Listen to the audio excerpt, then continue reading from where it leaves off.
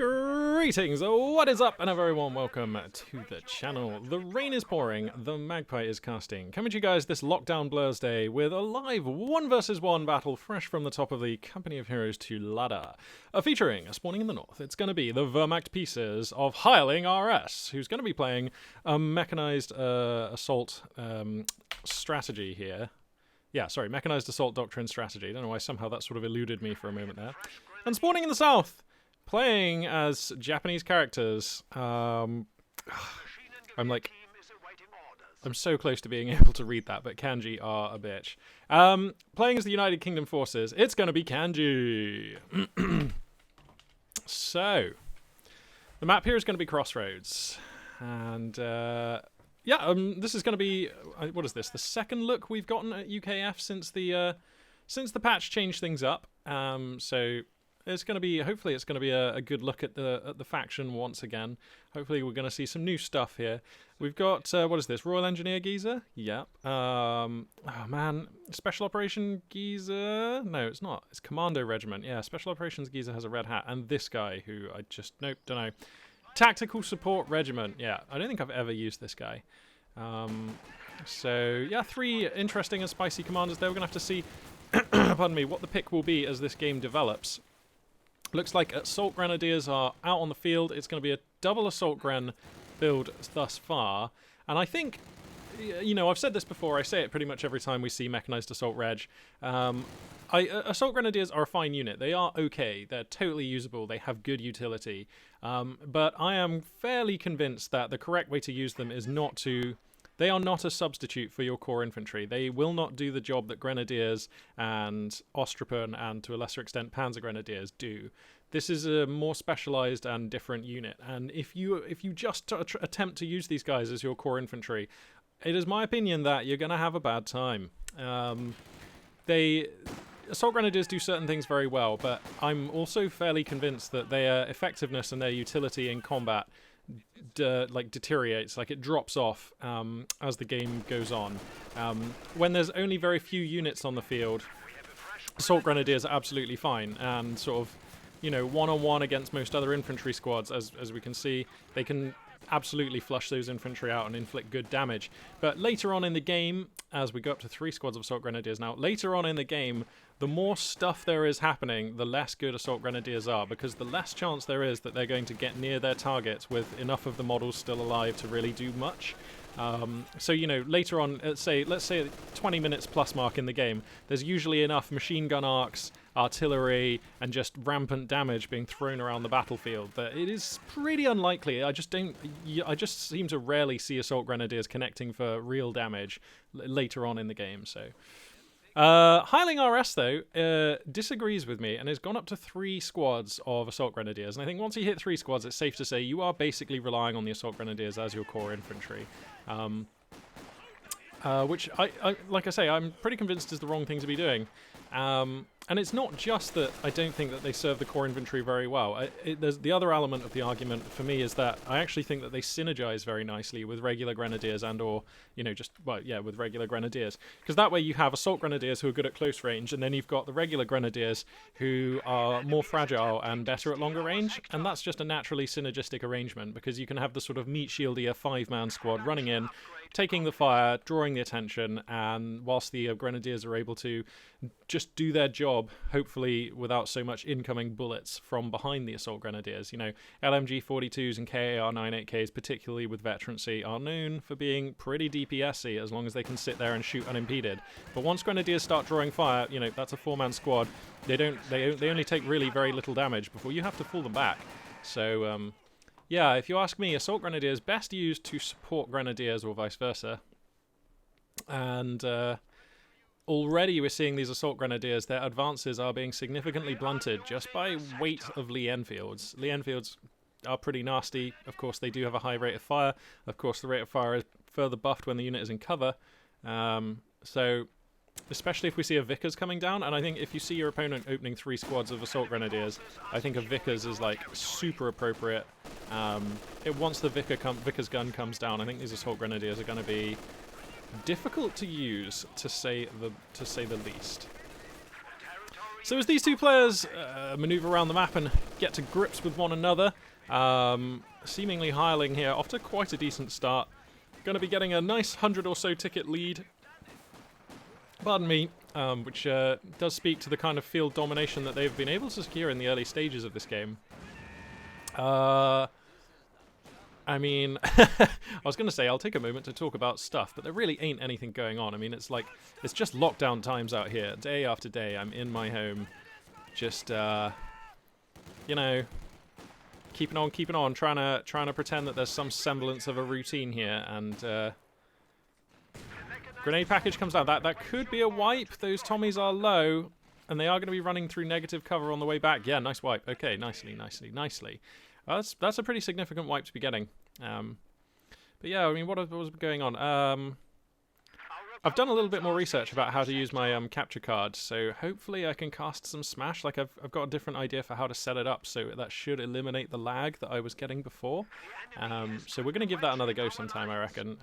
Been playing as Mewtwo. I know I mentioned that before. Mewtwo is absolutely awesome. But then, I don't know why, I was just like, you know what, it's lockdown times.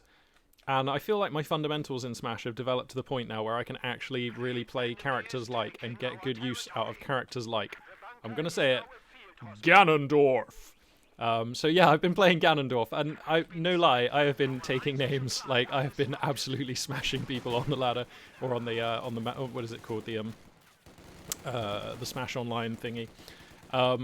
It has been hilarious. Ganondorf is an utter bruiser, and like, I've always thought, I mean, he does have terrible recovery, that's fair, but it's not as bad as you think, actually. He can go off stage and do some stuff and still get back from situations where you're like, there's no way Ganon can get back, right? He's incredibly tall, he can reach really far, like with he always seems to be able to grab the ledge when you least expect it.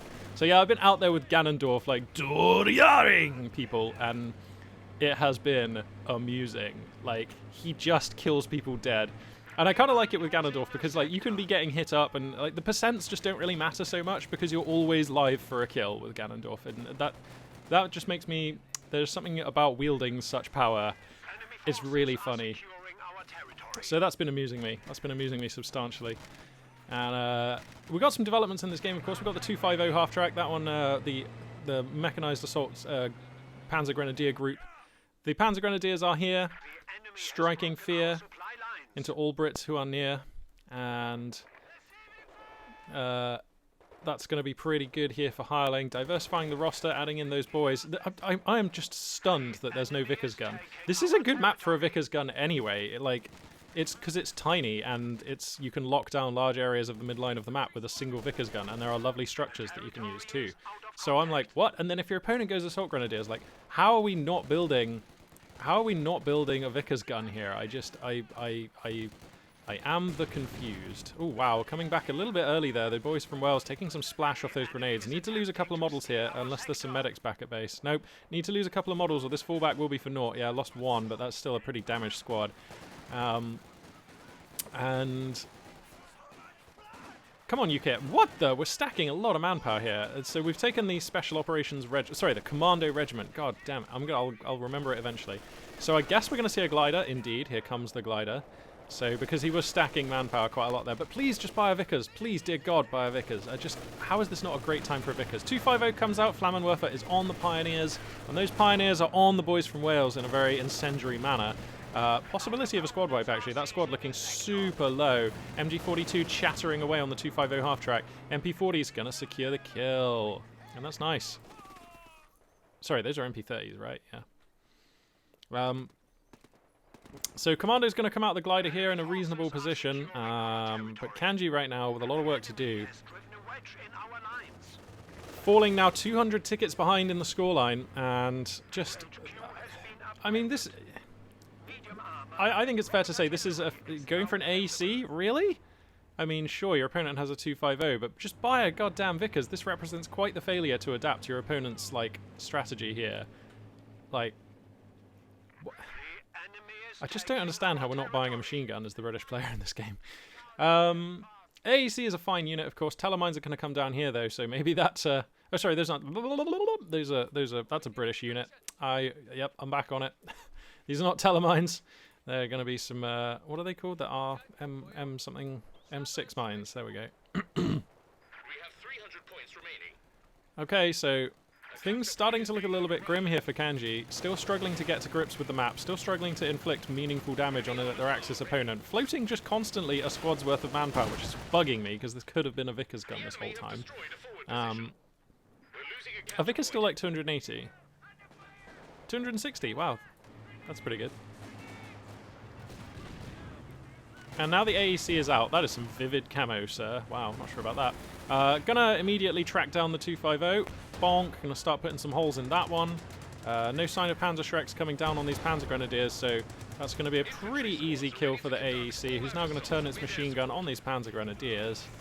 And quite a lot of blobbing here. We want to spread our units out a little bit, man. Just start capping some points, have some presence out on the western flank. I'm not quite sure about some of the choices being made here by Kanji, who's still floating like 500 odd manpower. I mean, what are we doing this for? I don't understand.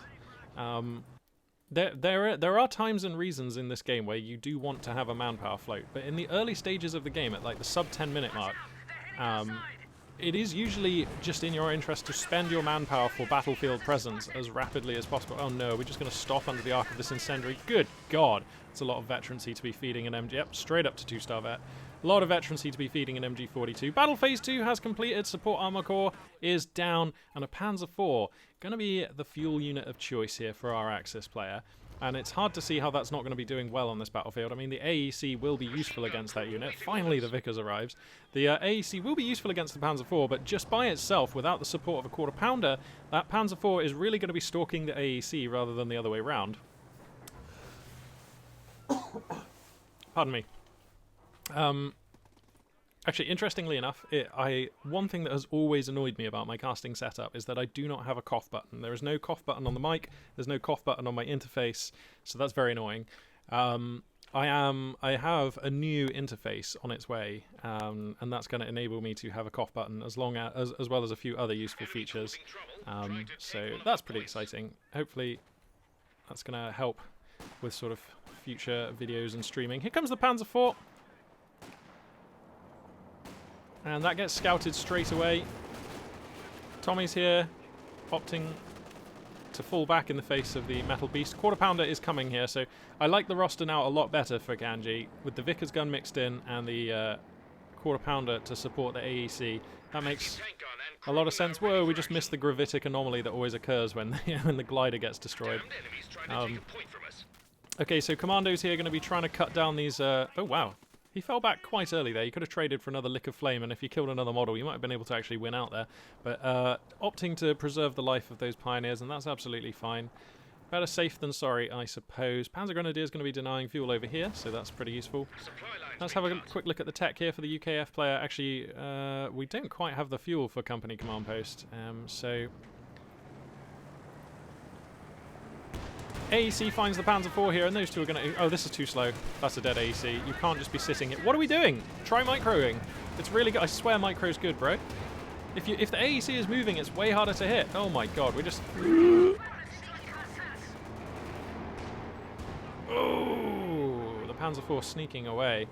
God damn. Capture point. They're trying to take it. So when the AEC is moving, I know it's harder for the AEC to hit, but it's also harder for it to be hit. So the tip is keep it moving, and then when it's about to shoot, then stop it. So it's like move, move, move, move, stop, shoot, move, move, move, move, stop, shoot. Like, it's not rocket science.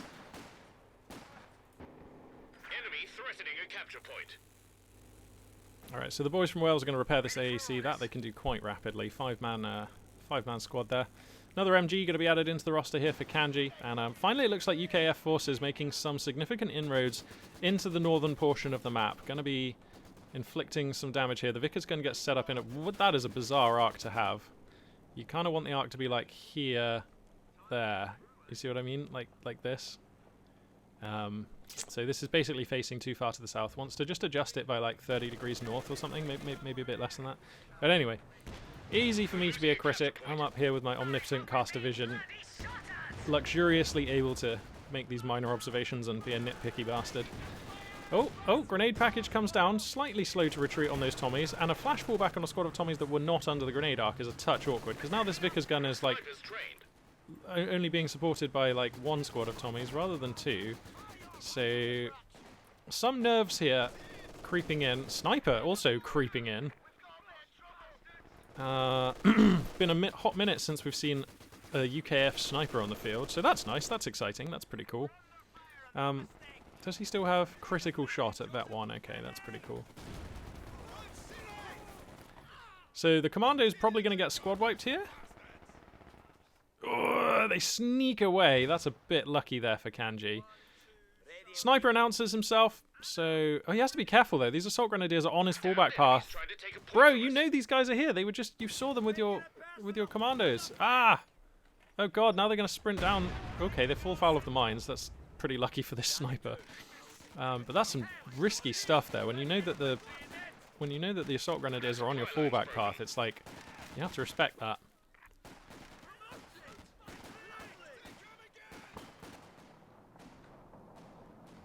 So here comes the Panzer IV, going to be rolling back in. That thing basically repaired, not fully repaired.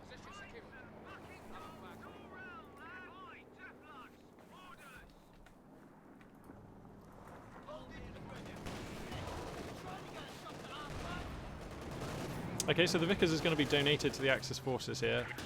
Was it just left here with no support? Oh, I suppose there are Tommies here. I'm afraid, quite dead. So the AEC comes into the rear armour of the Panzer IV. That's nice. That's nice. There's a Stug E now out, so that's, of course, afforded by the Mechanised Assault Doctrine. And these boys from Wales are going to try and re-grab the Vickers. That's pivotal. They need to do that. Oh, God, they're just going to get hooned down by these guys, though. Get them out of there. That's not going to work. Jesus. Whew. Alright, I think you have to accept that the... I mean, you could try and destroy the Vickers with the AEC. Yeah, he's going to do that. That's not too bad. Oh, man, but it sucks trying to play this game without a Vickers. You really needed that. Oh, yikes. Now your opponent has triple MG. One of them is a Vickers that you have donated. This is a rough spot. Kanji here struggling in this game. Down at 199 under 493. And struggling really to sort of find their pace in this game. Feels like there's quite a lot of nervous play coming out here from Kanji. Company command post does come down. There's going to be, what, 90 odd fuel in the tank by the time that thing finishes. So he's going to have to wait a little bit, and then he can take his choice of fuel unit from that building. Cromwell would be acceptable. Firefly would be beautiful, or you could wait even longer and go for the Comet, which obviously is pretty much the new hotness from UKF these days. The Comet seems to be pretty strong in the meta. Are we really just taking shots from under the arc of an MG? Mate.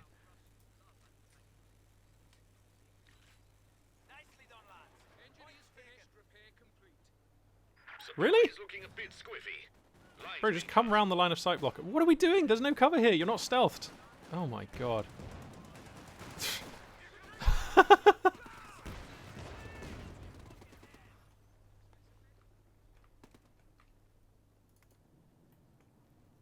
So kind of a bit of a standoff here. But Kanji well on their way to being bled out of this game. Someone's shooting us! A capture point is being overrun.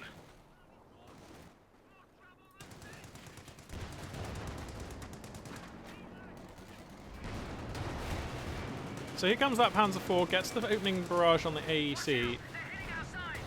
And now the AEC has to sneak away. Two hits from the Panzer IV, going to be enough to scare that one away.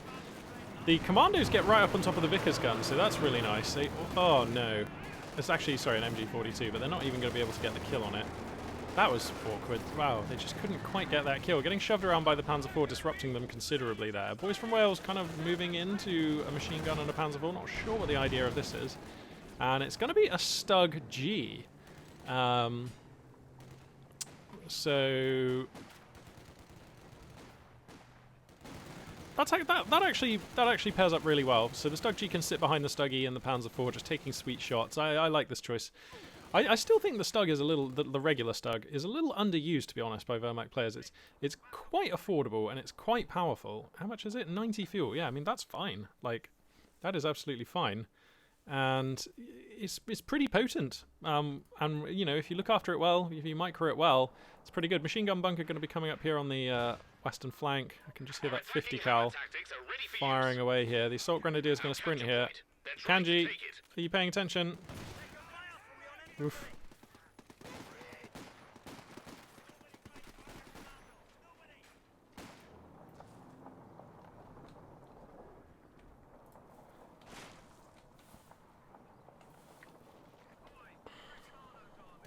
Right, so it looks like the substantial bulk of the Axis army is going to assemble here for a push into mid. Is that a gammon bomb? Yup. So I guess that means that we're going for comets. Am I right? Yeah, hammer tech is done. So, right, well, it's going to be comets then. There's going to be a bit of a wait before that comet. 175, the fuel required there. So it looks like about 90 seconds more saving is going to be required.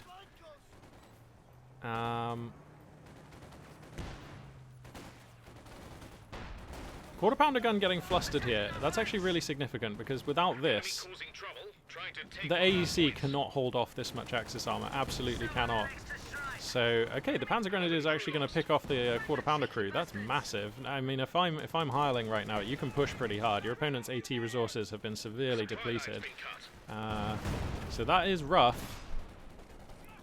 That is rough for sure. Boys from Wales going to try and come in here to do something about this. God damn. Not sure about the micro coming out from Kanji here at all. Okay, now he's going to lose his AC. Yeah, can you pop smoke on this thing? There it goes. It's not enough now. The Panzer IV is right on top of it. So now we've got a Panzer IV with armoured skirts. I don't think saving for Comet was the right idea here. How much is hammer tech? That's what I want to know. Oh, unfortunately the buttons have disappeared now. Oh, no, here it is. 50 fuel, 200 manpower. Yeah, I mean, that is not nothing at all.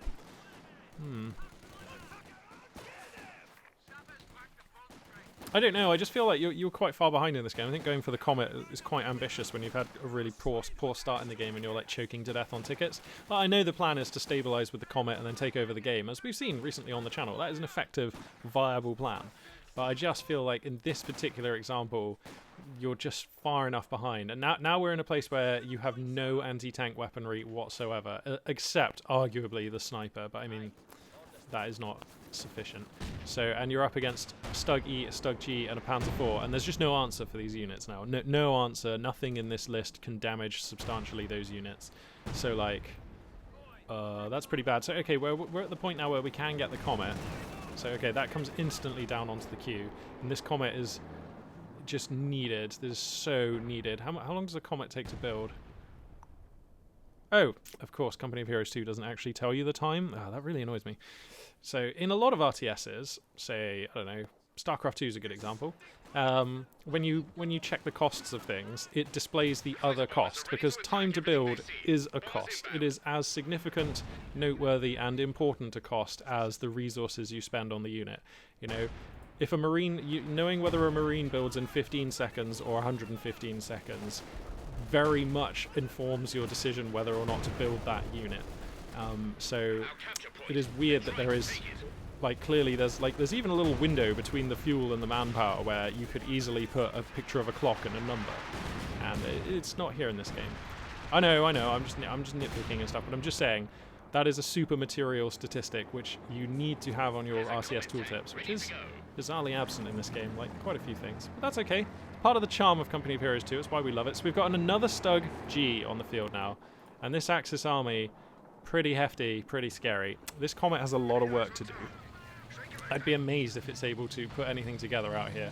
I mean, you're just at the point now where the Axis player can just swarm you with Stugs and a Panzer IV, and that's not going to go. Whoa, he just comes. Whoa, we're just driving straight out. This is Fog of War. He had no idea what was out here, so now he knows there's two Stugs and his Comet has a hole in it. Like, I know Comets are strong, but what are we doing? This Comet is just unsupported, fighting into two Stugs. What are we doing? Oh god, he uses what is this? Air supremacy operation. Oh god, this just seems like a dramatic waste of resources. You can't just fight with the Comet alone. The Comet is the unit that enables you to have a hope in this game if you are able to bring everything to bear in a good engagement. So we can't be risking it like this. We certainly can't expect it to be taking a good fight when it's just by itself. Oh no, now he's going to commit the Comet over into here. I mean, if the Axis player is paying attention and fancies it, you could easily come in behind the Comet here with all your armor. Thinking about it. Also, there's just Sniper Magoo capping mid solo. Uh-oh. Oh no, he reveals himself. He was not on hold fire. That's risky, but the fallback comes down in good time there for Kanji. Alright, so the Comet does need some repairs. Hopefully it can get them here. Looks like the Axis armor thinking better of trying to pursue that Comet, and that's acceptable. It is a bit of a risk going in after the Comet. Quarter pounder AT gun is on the build queue now, so that's going to be coming up here in a second. But you know, obviously the real problem is that Kanji is still bleeding out, 70 tickets and counting, and going to be under a cap here, so that will continue.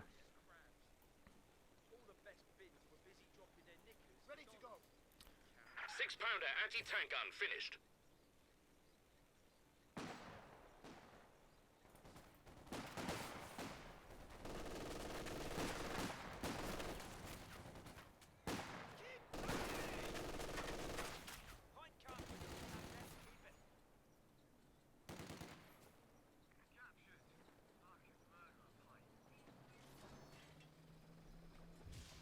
Fighter bombers ready to strafe targets of opportunity in target area.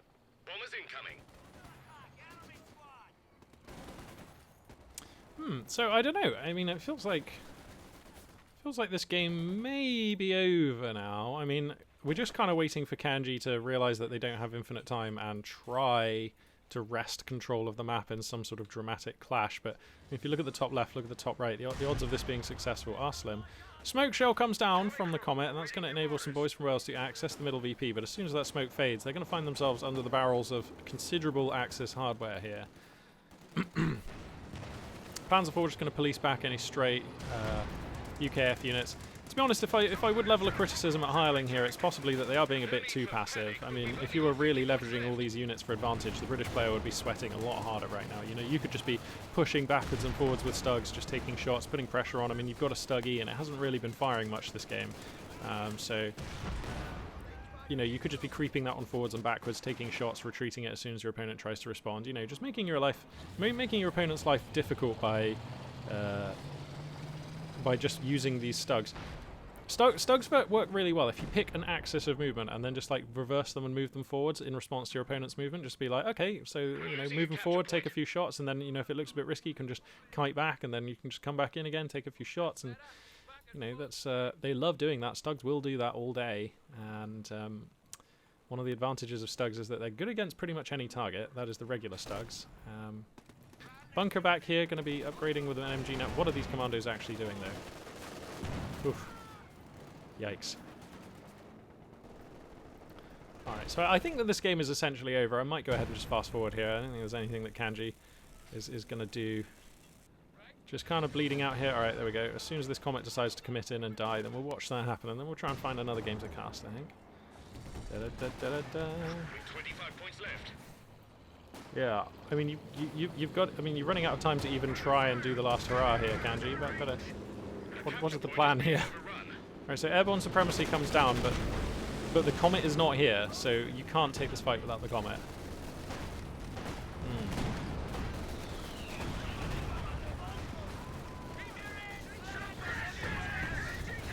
Oh, sorry, there's a Cromwell. I didn't even notice that there was a Cromwell. Alright, so the Cromwell coming in from a relatively unexpected angle. The Stugs have it under arc, though, and that one gets taken out. Now the Comet should be Swiss cheese in front of these Stugs with the Panzer as well. And that will be game.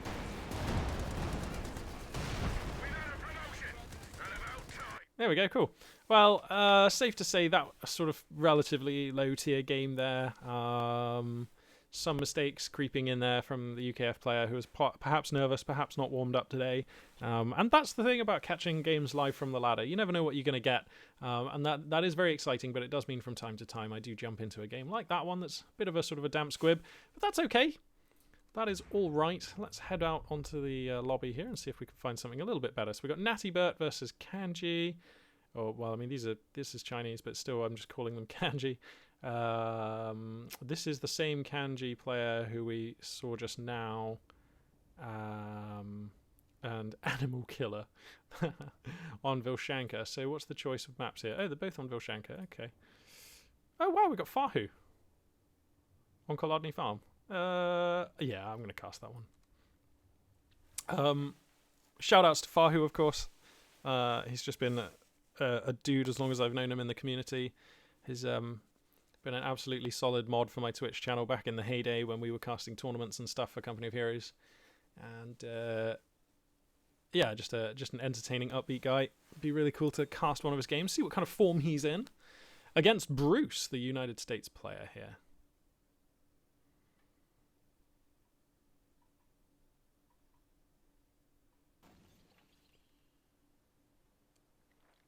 Okay. So, spawning in the west, here on Golodny Farm, it is going to be Fahu. And spawning in the east, playing as the United States Forces, it's going to be Bruce. And so it looks like Fahu going to be rolling with Feuersturm, Scavenge, and Fortifications Doctrine, whereas Bruce will be rolling with Heavy Cavalry Engineer, something or other? Infantry Company. Good God. I'm so bad at American commanders. And... nope, can't remember this guy. Oh, that is airborne. Oh, my God. For some reason, I was just convinced that was not airborne. Alright, well, it's going to be Heavy Cav picked pretty quickly out the gate here from Bruce. Heavy Cav, just still one of those commanders that is just one of the most iconic, prevalent, most used USF commanders. It's just a great all-rounder, relevant at all stages in the game. All of these abilities are good, except perhaps question mark over the combined arms. Rarely, if ever, do we see that one make a difference in a game. But everything else is so good that you're okay having a button that you're probably not going to click in a game. So, yeah, Heavy Cav here coming down.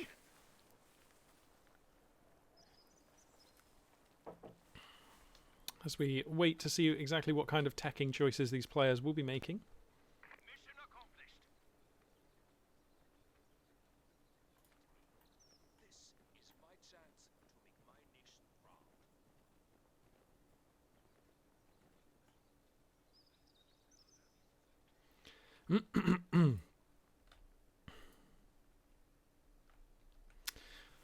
Yeah, what else has been going on these days? I don't know. Yeah, I mean, I mentioned that we played some Warhammer Total War 2 recently. My friends and I, we've been playing that. That's been a fun one, actually. It's been really entertaining. We've just been playing little skirmishes and stuff like that. It's quite cool. I've been into Warhammer for quite a long time.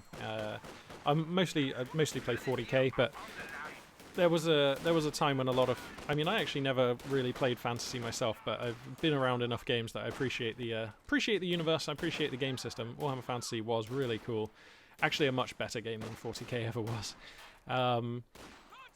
Yeah, it's really cool to see those units brought to life and see the interactions, and there's nothing quite watching quite like watching like an Empire army of spearmen and musketeers and things like that try and hold off a vast horde of zombies and skeleton warriors and stuff, rendered in real time with massive amounts of cinematic awesomeness going on. That's just good fun. That is just good fun. And there's a lot of fun stuff that can be done in the list building stage in that game, so you never quite know what your opponent's going to be doing. Is it going to be like masses of cavalry? Is it going to be a balanced force? Are they going to try and lean on artillery? Or are they just going to take dragons? There's just a lot of range in the types of stuff that you see in that game. Everything from dudes shooting each other with guns, to dudes getting blown up by magic and spells, to dudes dying of disease or aging horrendously quickly as various magical effects take their toll on the units in battle. And yeah, it's cool. It's just a really well done game. Really well done game. It was in a sale recently. To be honest, I wouldn't recommend it for full price unless you are super into Warhammer and you really want to play the campaign. Wouldn't recommend it for full price. It's a very expensive game. I picked it up in the sale for like just a little over a tenner, and yeah, that's been value.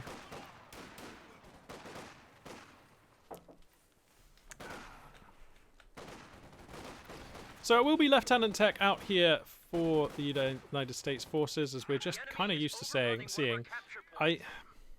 United States Forces, throughout the lifetime of which that they've been in the game, have always had a really tough problem, which is that one of their opening tech, out of Captain and Lieutenant, has always been way better. Just way better. For large swathes of the game, it was the Captain, and then they moved the Stuart and the AA half-track around, and now it is just... The Lieutenant's just way better. Like... The 50 cal, then the Stuart are so usable. What's the other thing you get from the Lieutenant? Oh yeah, the utility car. Even that is usable. Whereas from the Captain, you get the anti-tank gun, which is amazing, and everything else is just like awful. Like the pack howitzer is a non-unit as far as I'm concerned. That is in need of some serious attention. Like maybe it is good, maybe it is okay, but like, it just turns out in this game, all the utility you want and need from an infantry-based indirect fire platform is in a mortar squad. It doesn't matter. You can pay as much more manpower as you like for many more bells and whistles, range, whatever you want on indirect fire platforms, but none of it matters because all you want to do is put down barrages and put down smoke, and any cost beyond that is wasted. So the pack howitzer is never going to be used unless there's some kind of broken stuff that's going on in the meta or someone has a stupid idea. The pack howitzer is never going to get used. That's why they had to turn the Ligue into a mortar squad. I mean, because that's what it is now. It's like, what is it, 260, 270 manpower? And it just puts down smoke and barrages where you want them. And right now, the pack howitzer, how much does the pack howitzer even cost? Now, let's just quickly check. I know there's some grenades going down and cool stuff. Pack howitzer, 340 man, but just no one's ever going to use that. So, especially when USF actually do have access to one of the best mortars in the game, it's like no one's ever going to use that pack howitzer. That is a blank. The community balance team are in a tough spot because like the pack howitzer clearly has to be different than a mortar, and it clearly has to be more expensive because USF already has a mortar, so the pack howitzer is not going to be cheaper, so it has to do something better. And then we're already just in a place where it's just like, okay, well, whatever value the pack howitzer is offering, all I ever want to be doing with infantry-based indirect fire is putting down barrages and putting down smoke, and the mortar squad will do that for less. Wow, nice squad wipe. So why am I ever going to buy a pack howitzer? So yeah, the pack howitzer really needs like something radical. Like maybe if you could set the pack howitzer as a forward fallback point, or like I'm just thinking outside the box. It needs to do something that is not to do with infantry-based infantry-based indirect fire support, because it doesn't matter what you make it do in that role, unless you make it absolutely busted in terms of damage output. No one's ever going to buy it because you can buy a mortar. So yeah, the captain, like that pack howitzer is never. Oh wow, he's getting captain tech. Well, I mean, captain tech is still. See, the thing is, right? Even though you never pretty much see the pack howitzer, and you very rarely, if ever, see the AA half track, anti-tank guns are such an integral part of this game and the way it's designed that playing without them is very, very, very, very difficult. And so yeah, that's why we saw recently on the channel we've seen players going for. Airborne company just to call in anti-tank guns, pretty much just for that. And that's why we see players still go for captain, because also, you know, the captain does bring a Zook to the table. That is kind of useful. Is it the captain who gets the Zook, or does the captain get the BAR these days? Well, they changed that round as well. Okay, fair enough. Well, anyway, so yeah, I mean, you need the captain to buy the anti-tank gun. I mean, it's pretty much mandatory to have access to an anti-tank gun. You know what, actually, I always say all factions should have access to certain things in this game. I think because on a fundamental level, the way the game engine is designed, there are things in the game engine like true line of sight, like the way pinning mechanics work, like the way you need to be doing capturing, like the way fallback paths, and there are just core mechanics that apply to all the factions in the game because that's the way the game engine works. And within that context, every faction literally needs access to core infantry, some kind of indirect fire infantry unit that's cheap and can put down smoke and barrages, and an anti-tank gun and a machine gun. Like, those, I think, are the four key things that we've historically seen in Company of Heroes 2. When you design a faction that cannot have access to one of those things at some point in the very early game, that faction is super weak and will get exploited to hell. And it's why we still see UKF have problems, because like the mortar pit is just god-awful. So yeah, and that's why we had to change it with OKW and some other what was it, Vermax and things, to put the MG42 into the base building, and that's why the light gun has over the years has been changed so many times to try and find its place, and it turns out that its place was obvious all along. It just needs to do what a mortar squad does, and now that it does that for a comparable price, it's fine. It's actually just a great unit that is cool to have. So Panzer II Luke's here, by the way, so it's mechanized reg, as I just sort of rant on about random stuff that may or may not be interesting or relevant. But yeah, so USF, I mean, it's very difficult to play without access to an AT gun. There are ways to do it. There are ways to do it, but it's always going to be a difficult proposition. And so that is the only reason for buying a captain. The captain is a button you have to click and a squad you have to get to unlock the anti-tank gun. And that is all. Like, when you look at the units that the captain unlocks and then compare them to the units the lieutenant unlocks, it's like, that's not a choice. The lieutenant stuff is better. So much better. But when you're balancing these things, so you've got these 6 units, right? You've got the 6 units. You've got the units here, these 3 units here that the captain unlocks, and then you've got these 3 units that the lieutenant unlocks. Okay, and what you have to do as a game designer is divide those 6 units into 2 groups or 2 piles that players should choose approximately. That players should have a very hard time choosing, or players should want to choose both, depending on how you want to phrase it. So you divide them up into 2, and then players should have an equal draw or equal incentive to choose either group, and it just doesn't work. Like, because you've got the machine gun and the anti-tank gun in that mix, and it's like you kind of need those. So those are so good that they can't be in the same group. If you had the MG and the AT gun in one of the officers, that would be the only officer we ever saw ever. So you have to split them, and then after that, it's kind of tricky. Like the other good one out of the remaining 4 choices, the other sort of really good one is of course the Stuart. So you have to split the AT gun and the MG, and then whichever one you put the Stuart in is going to be the only one people always build first pretty much forever. And that's why the Lieutenant has got the Stuart at the moment, so that's why we see him pretty much all the time. And it's really tough from a game design point of view. It is really tough. If I was designing USF now, I would probably make it so that Lieutenant unlocks... I would say that Lieutenant would unlock Pack Howitzer Stuart, and Captain unlocks AA half-track utility car. Maybe. And then when you have one of Captain and Lieutenant, you can then build MGs and AT guns from the basic building. That's probably how I would design it. Not 100% on the fact that I would split the Stuart and the other units that way, but basically that's how I think it should work. So, alright, anyway, I should probably pay attention to this game rather than ranting about tech and game design. So we've got Rangers on the field, we've got weapon racks have finished for the USF. Oh, we've got a couple of squad wipes starting to come down onto these. Oh no, really? Oh, Fahu. Oh no. Oh, just a moment of inattention there for Fahu. It's another squad wipe that's going to come down. So this OKW roster under considerable duress, but it looks like actually he's going to be able to fight back here by wiping out the Lieutenant. So that's nice. That Lieutenant had purchased the Zook as well, so that's material losses being inflicted there. Very nice stuff. Going to rebuy the Volksgrenadiers as he well needs to there, Fahu, and got a BAR on these Volksgrenadiers. Nice stuff. Another truck is out, so I'm sure we're going to see Schwerpanzer HQ thrown down here momentarily.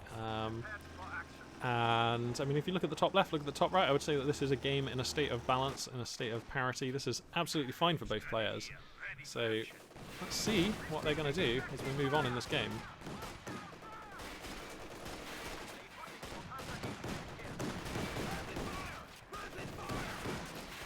Rapid fire, goddammit! Where are the United States forces? God damn it!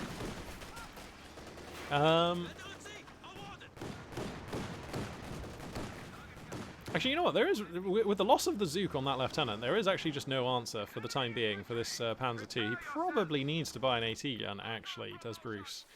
Does have the money for it. I believe they're, what, 270? Yeah. So, I don't know. This is going to be a rough game, unless you start putting Zooks on the rear Esh, but I mean, that's probably not going to be enough. You could put Zooks on the Rangers, actually. They do have Zook Expert, and that's pretty cool. But yeah, this Panzer II is just getting value, and there's nothing that can stand up to it right now. It is just lawnmowering Tommies. Sorry,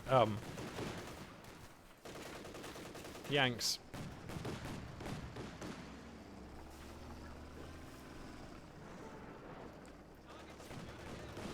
Yep. Okay, so there's some mines here. Shoe mine here. But even if the Panzer II hits the shoe mine, it'll just limp away. There's still nothing that can convert that into a kill. It'll be inconvenient, but not too bad. Going up to 2 Kettenwerfers here as Fahu, so clearly worried by the fact that we've seen no American fuel spending. Major Tech is now done, so we're seeing the sort of quick access to Sherman approach here. The Sherman fuel is basically there, actually. Isn't the Sherman 100 fuel? Sorry, it's 110, alright. So yeah, we're going to have Sherman on the queue in a matter of seconds here. So the reign of terror of this Panzer II will be coming to an end in the next minute or two. But Fahu seems well prepared for this. Like, clearly identifying, we've not seen a Stuart, So this is fast major, so this is going to be early Sherman. So this requires the AT solution that we've got here. And that's great. That's great. And whilst it is to some extent inconvenient owning these Raketenwerfers when there's no real vehicle for them to be shooting at, Raketenwerfers are the least inconvenient anti-tank gun to own because they can fall back, so it's okay to send them out on the flanks and have them capturing points and stuff like that, because if they get flustered, you know, they're not just dead in the water and you've given an AT gun to your opponent. You can fall them back, and that's actually just that's just such a good thing about Raketenwerfers, and it makes them my favourite AT gun in the game. They're just great to use. So 2 stars of veterancy on the Panzer II right now, so that's when it gets the accuracy and rate of fire. So yeah, that is a substantial DPS increase. MG34 up in this building as well, catching Rangers under its huck. Those are now Rangers with Zooks, so that is basically the AT solution until the Sherman arrives. Sherman now on the queue. So yeah, those Rangers with Zook Expert, they are essentially an analog for like Panzer Grenadiers with Panzerschrecks. They hit pretty hard. So wow, he's actually going to overrun all the way in here. He's going to take some Zook shots. Careful now, bro. There we go. The Zook Expert paying dividends there, putting some good damage on the Panzer II. But wow, this Panzer II has been a good one so far.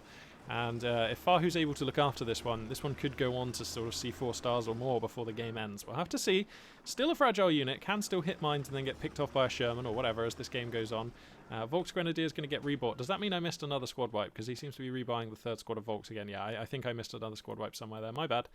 So yeah, Schwerpanzer HQ is done. Panzer Authority is complete. We've got 39 fuel in the bank for Fahu, so he's actually a ways off getting anything from that Schwerpanzer HQ.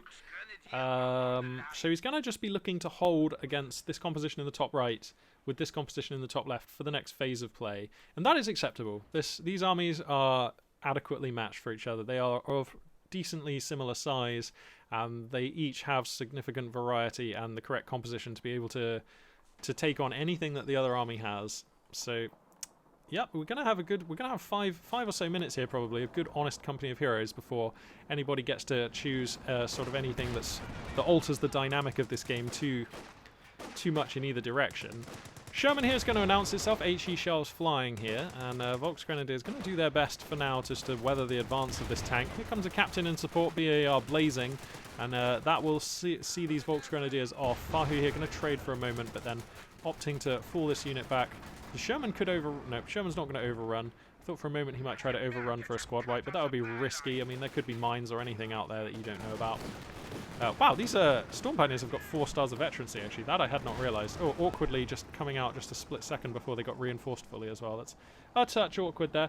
Fahu here having decent control over the midline of the map for now, and that has basically closed down the scoreline to essentially parity. And it looks like we're set here to have a nice balanced game as we move on into the later stages of this mid-game. HE Shell is going to be flying into this church, scoring great damage against the MG34 therein. That's going to force that one back.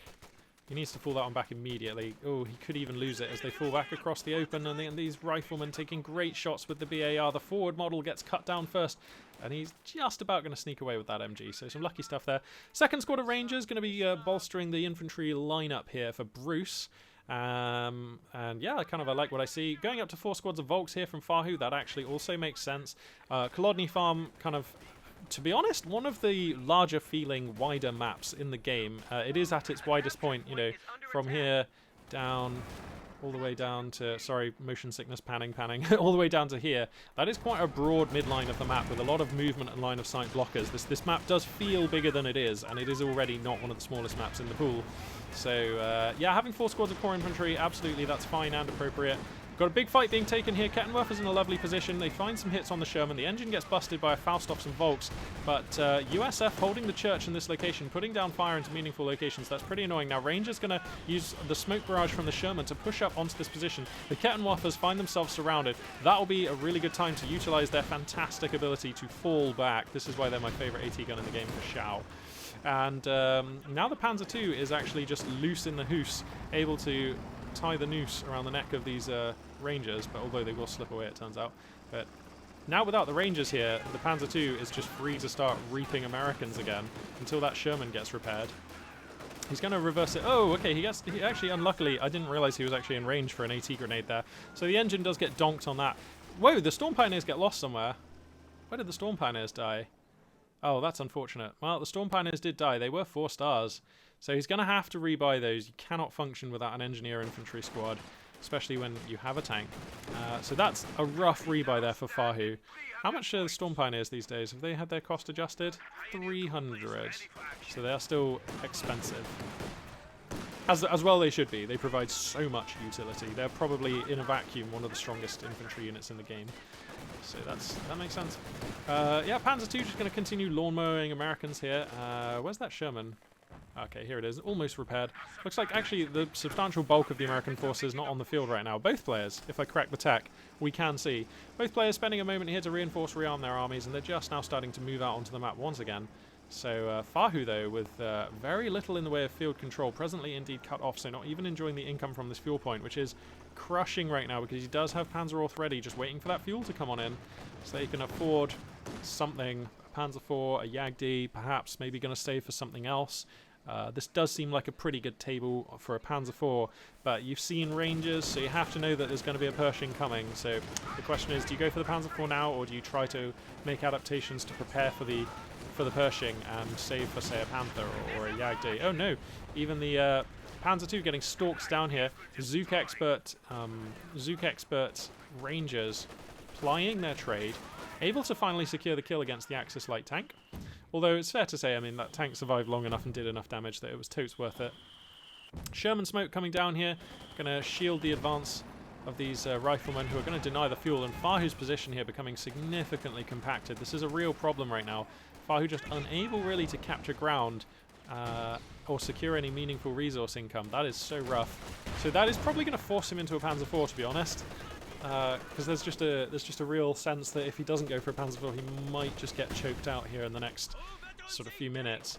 The scoreline differential, of course, this triple cap has been established for some time, so that's opening up considerably. 160 odd tickets in it now, and that's a healthy lead for Bruce in a game that has been quite close so far. So definitely Fahu with a lot of work to do. Needs to break out from his base. That's step 1, break out from the base. Step 2, claim ground. Step 3, profit.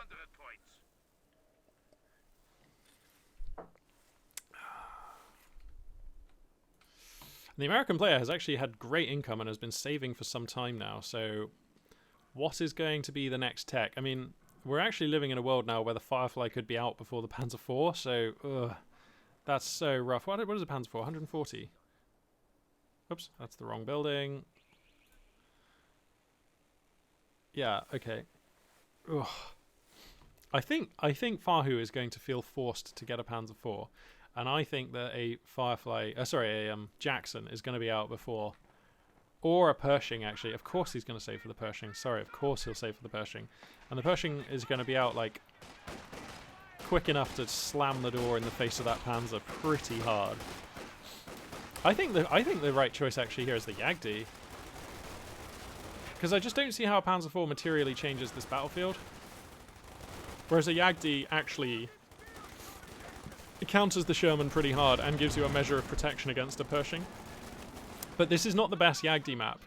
There's enough line of sight blockers and the center of the map is not open enough that you have to be Johnny on the spot with the micro on that Jagd, and if it gets caught facing the wrong way, you basically lose. So I'm not saying it's an obvious. Yeah, he goes for the Panzer IV. Yikes. I mean, the Panzer IV, it's not game over even against the Pershing. There is a world where with this Panzer IV and the 2 Kettenwerfers, you can get some work done, but it's going to be so hard.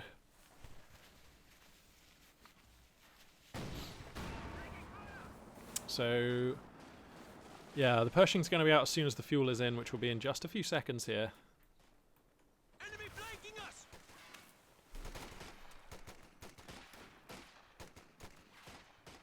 Squad back to full strength.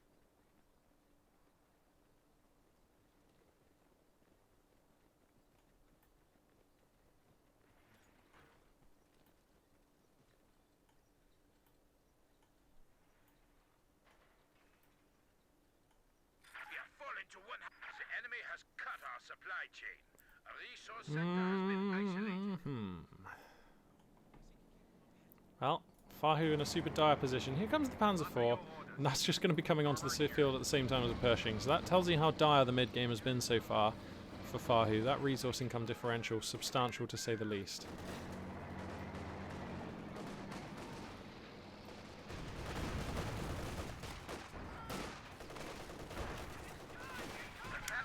Combat going on. Rangers going to be caught out here, the MG34 and the assorted infantry. Whoa, he needs to pull them back. Jeez, he's going to lose his Rangers. Well, that's a free unit of Rangers. A nice start there for Fahu. Pershing and Sherman going to be trying to get their teeth into the Panzer IV, which, oh no, Fahu, really? Oh no, he's forgotten about his Panzer IV. Wow, the Pershing actually reversed at an ill-opportune moment there, and that's going to forfeit the final shot into that Panzer IV. I think Fahu getting a bit lucky there, because that Pershing was nailing it down and then just quickly like dodged back for a moment there. I mean, I suppose you have to respect the Kettenwerfers, but the Pershing with enough health to take a couple of hits from Kettenwerfers and still finish off the Panzer IV there. So somehow Fahu coming out of that with the Panzer IV intact, but 53 tickets remaining. You know, that's the main story going on here. Volksgrenadiers have managed to grab mid, so that's going to stem the bleeding to some extent, but it's not going to be enough. American forces immediately recapturing the area as well, and it feels like it's so forlorn now for Fahu. Plenty of mines around the place as well. That's pretty scary stuff. And, okay, so Axis forces do get onto the South VP. American tanks will respond. Pershing coming in arse first. Interesting stuff. Actually, you know what? The American infantry roster has been depleted to some extent. So Fahu inflicting those squad wipes, and we all know in the late mid and onwards, you know, wiping your opponent's core infantry is a solid and rapid way to defeat them. So we're seeing the beginnings of that here from Fahu. If he's able to pick up a squad wipe or two more, then yeah, this game could be okay. But USF going to recapture mid, USF going to recapture south here momentarily. And, I mean, is that just game? I'm not sure that Fahu can actually get out on the map in a meaningful sense in order to challenge these victory points anytime soon. Rangers showing up in the nick of time just to grab this point here. And, I don't know. Yeah, that's game. That is definitely game. Unfortunately for Fahu, yeah, now that he falls back the AT guns, he's never going to be able to come out on the map and actually access the victory points promptly enough. With just 30 VPs remaining, there's just not actually enough time to maneuver infantry onto the victory points and initiate a capture. And so that will be game. A valiant fight here from Fahu. Although there was no sort of super epic fights or massively sort of tense engagements or anything like that in this game, Fahu definitely showing a competent engagement, and Bruce here just getting the upper hand. And I feel like Fahu not sustaining any crippling damage and able to navigate the game quite successfully. It's just that this is one of those games where the battle was very even, but the position of the battle was always like that the Americans were holding the midline of the map. And we see this so often. We see it where the fighting looks really even, but positionally one of the armies is able to hold the midline of the map, and therefore they win the game, because that's how Company of Heroes 2 works. And yeah, Fahu giving a good account of himself there, but unable really to wrest control of the map. And you must control the map in Company of Heroes, of course. That is how the game works. But nice to catch a game from Fahu there. Oh, my voice is beginning to struggle, so I might just quickly look on the lobby here and just see if there's any epic names that I can cast. We've got Eldorado, Kanji, Sturm Tiger. Okay, now it looks like we're okay. Yeah, my voice is struggling a little bit, so I'm going to save it for tomorrow. I guess that concludes this, what are we now, Blursday the 29th lockdown cast. Thank you very much for spending your time with me today, and this for now, Magpie842 signing out.